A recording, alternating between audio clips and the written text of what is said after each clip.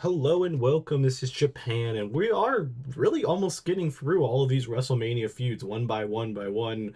The last couple are kind of the newer matches, so this one actually has a lot of like history behind it. Damian Priest versus Drew McIntyre, the Double D match. I don't know why I saw that. You see, like they have the D's on the cards. I should have probably avoided that low hanging fruit, but regardless, this is a match that's kind of stemmed, honestly, from last year's WrestleMania with Damian Priest cashing in on Drew.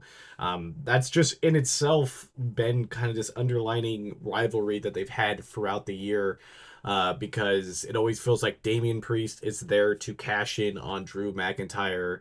But like in Drew's mind, it's because Drew's just doing the right thing. But it's normally Drew doing something that's that he's overestimating his ability to do, because like he assumed that like taunting CM Punk during WrestleMania last year was a smart idea, which would never be a smart idea. You just won, and you always still have to worry about a cash in no matter what. And then he tried to cash in on Damian Priest, but again, he still hadn't cleared CM Punk. That's still more of a CM Punk issue. And then he also, during the Royal Rumble, it's just, hey, whoever eliminates whoever. So you can't get mad at Damian Priest for trying to eliminate you. And same thing with the Elimination Chamber. Even though, Drew thought he could take out John Cena and all that, it was just one of those things where hey, it's everybody for everybody. So I don't really see anything wrong on Damian's sides, but I do like that they've been building this rivalry up for a good part of a year, over a year now, that this match deserves to be in the card. A lot of people didn't really want this match, from what I can tell on Twitter, but I think it's going to be good, and it's going to be a Sin City street fight, which Damian Priest's last street fight when he was in Puerto Rico for Backlash like a couple years ago. I thought that match was phenomenal. So if they can kind of get that same type of energy and put it in here, it feels like there's always some type of street fight that's on these cards now. We had the Philadelphia street fight last year with the Final Testament versus the Pride.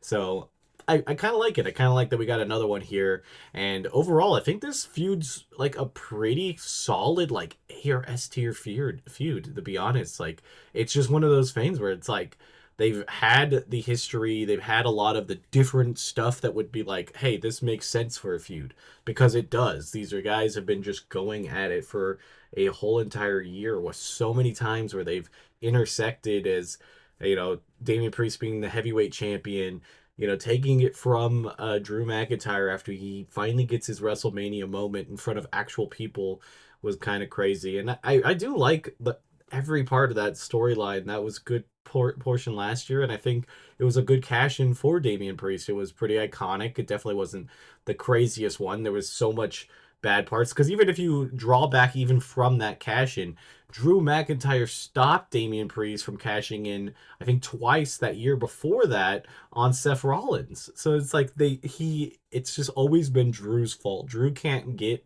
out of his own way, and he doesn't really quite understand that, which makes this even more crazy, because it feels like it's such a big feud, and they've been tearing it up the last 2-3 weeks at each other, like putting them, Damian Priest putting Drew through the car windshield, and then them just destroying themselves on SmackDown the last show, where um he hit him on the steel stairs, and then also hitting him against that barricade where the screen even broke. So I'm liking this. I think this is probably one of like the more well crafted storylines compared to the rest of them, because there's just so many different intersections where they two have gone at it, and like it just makes a lot of sense. I mean, you could even kind of go all the way back to last year's Survivor Series. They were teammates, not last year's, but the years before.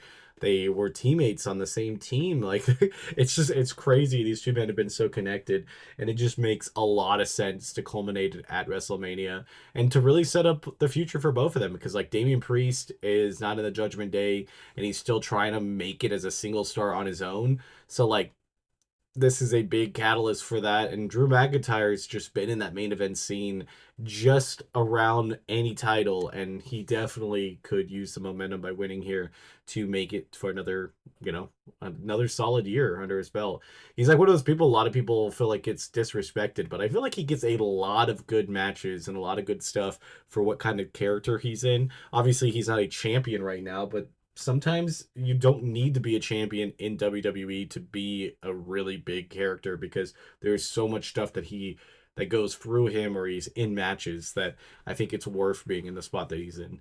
But yeah, this has been this feud. If you are enjoying these feud videos, I'm going to have every feud up here, and I'm going to have a bunch of other WrestleMania just videos and stuff this week. I'm putting out 2 a week and trying to put out some shorts and trying to put all that stuff. So if you enjoy that, and I normally have daily wrestling content after that. So yeah, it's going to be a solid another week and probably a half, because you got all the stuff after Mania and Stand and Deliver. All that stuff is going to be coming up. So if you guys enjoy that type of content, make sure you like, comment, and subscribe, and I'll see you guys on the next one. Bye, guys.